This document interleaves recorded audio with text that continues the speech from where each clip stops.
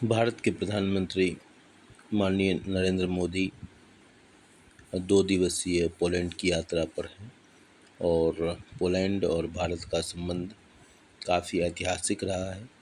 हालांकि यह 45 वर्षों के बाद किसी भारतीय प्रधानमंत्री की पोलैंड की यात्रा है और उस यात्रा की हम झलक और उसके विभिन्न पहलुओं से हम अवगत होंगे इस वीडियो के माध्यम से। जाम साहब नवानगर स्मारक पर प्रधानमंत्री पहुंचे हैं और श्रद्धांजलि दी है। और ये भारत और पोलैंड के बीच में जो आपसी रिश्ते हैं वर्ल्ड वॉर II के समय के उन गहराइयों को दिखाते हैं कि कैसे उस वक्त के तमाम पोलैंड के जो लोग थे उनकी रक्षा करने के लिए जामनगर के उस वक्त के जो शासक थे उन्होंने अपनी एक पहल की और इस वजह से उनके सम्मान में वॉर्सा में ये पोलैंड में ये स्मारक बनाया गया है। प्रधानमंत्री अपनी यात्रा के दौरान यहाँ पहुंचे हैं और ये अपने आप में बेहद महत्वपूर्ण है। 31 अक्टूबर 2014 को पोलैंड के वॉर्सा में ओटाचा जिले के गुड महाराजा चौक पर नवानगर के जाम साहब दिग्विजय सिंह जी रणजीत सिंह जी जडेजा की याद में ये स्मारक का अनावरण किया गया। और ये अपने आप में बताता है, दिखाता है कि किस तरीके से भारत और पोलैंड के बीच जो दशकों पुराने रिश्ते हैं उसकी गहराइयां, उसका आधार किस प्रकार का है। और ये बहुत महत्वपूर्ण प्रधानमंत्री के दौरे की एक तरीके से जब शुरुआत हुई है तो दशकों पुराने जो संबंधों का आधार है उसका एक तरीके से प्रधानमंत्री के द्वारा उस पर जेस्चर दिखाई पड़ता है।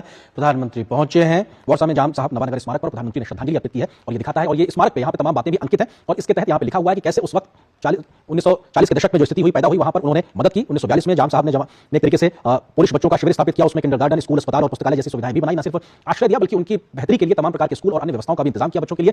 ये दिखाता है कि मुश्किल वक्त में कैसे भारत जब कहता है वसुधैव कुटुंबकम की बात वो सिर्फ कहने के लिए नहीं बल्कि वो करके दिखाने के लिए भी है। और दशकों पहले ये उदाहरण एक तरीके से जामनगर के उस वक्त के राजा साहब ने करके दिखाया और आज ये महत्वपूर्ण पड़ाव दिखाई पड़ता है जब प्रधानमंत्री पहुंचे हैं वॉर्सा पोलैंड में और उन्होंने वहां पर जाम साहब नवानगर स्मारक में श्रद्धांजलि अर्पित की है।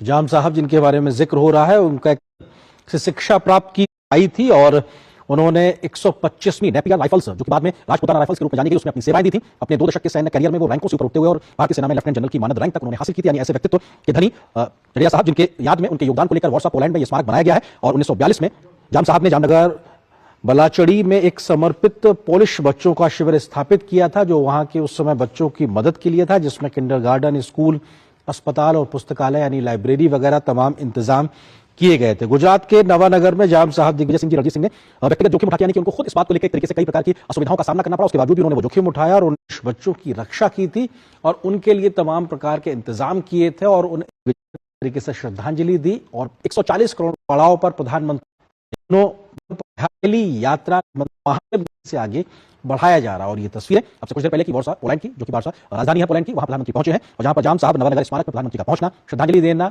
और ये दिखाना, बताना कि कैसे भारत और पोलैंड के लोगों के प्रति अपने दोस्ताना संबंधों को भी दर्शाता और ये बताता है कि कैसे ये बेहद महत्वपूर्ण पड़ाव। और यहां से प्रधानमंत्री के अधिकृत दौरे की एक तरीके से शुरुआत होगी। इसके साथ ही आज प्रधानमंत्री 2 अन्य स्मारकों पर भी जाएंगे, जिसमें मॉन्टे कैसीनो भी स्मारक भी है जहां पर प्रधानमंत्री पहुंचेंगे। द्वितीय विश्व युद्ध के समय तमाम जिन जवानों ने अपनी जान गंवाई थी उनको भी श्रद्धांजलि प्रधानमंत्री देंगे। इसके अलावा कोल्हापुर परिवार का तौर पे जो स्मारक है वहां पर भी प्रधानमंत्री जाएंगे और अपनी श्रद्धांजलि अर्पित करेंगे। तो ये अपने आप में भारत और पोलैंड के संबंधों के इतिहास से बेहद महत्वपूर्ण, करीब 70 साल का राजनीतिक संबंधों का इतिहास अब समय भारत पूरा कर रहा है। और किसी भारतीय प्रधानमंत्री की 45 वर्षों के बाद ये पहली यात्रा 1979 में उस वक्त के प्रधानमंत्री मोरारजी देसाई जी पोलैंड गए थे और 1979 के बाद अब 45 साल के बाद कोई भारतीय प्रधानमंत्री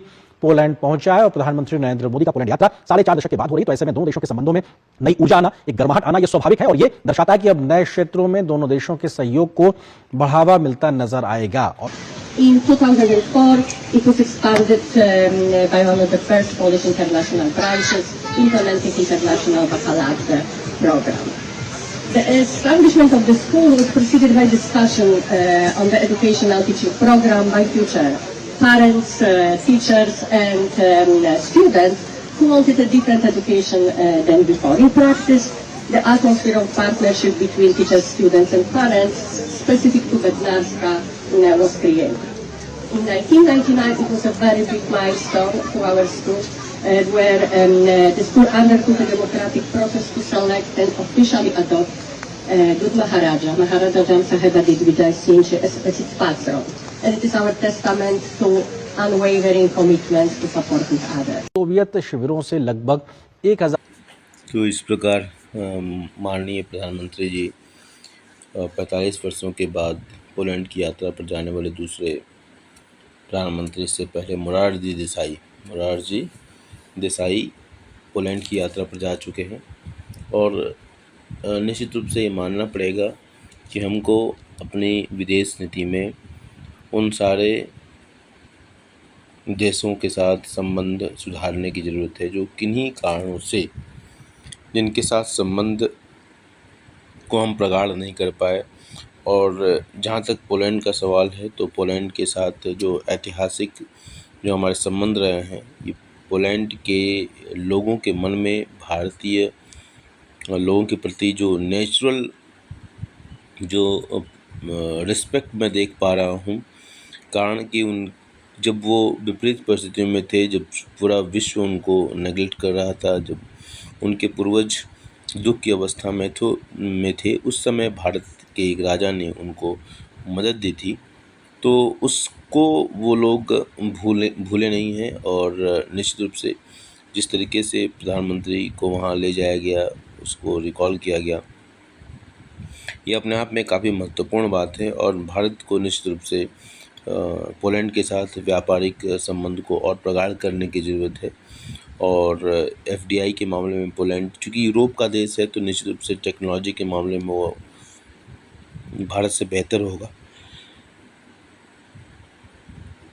खासकर जो कंजम्पशन बेस्ड टेक्नोलॉजीज़ होंगी वहाँ पर, इंफ्रास्ट्रक्चर बेस्ड टेक्नोलॉजी होंगी, तो वहाँ पर उसके साथ सहयोग करके भारत को उसका फ़ायदा मिल सकता है। तो प्रधानमंत्री जी की ये यात्रा निश्चित रूप से सफल होगी, ऐसा मैं विश्वास करता हूँ। Thank you.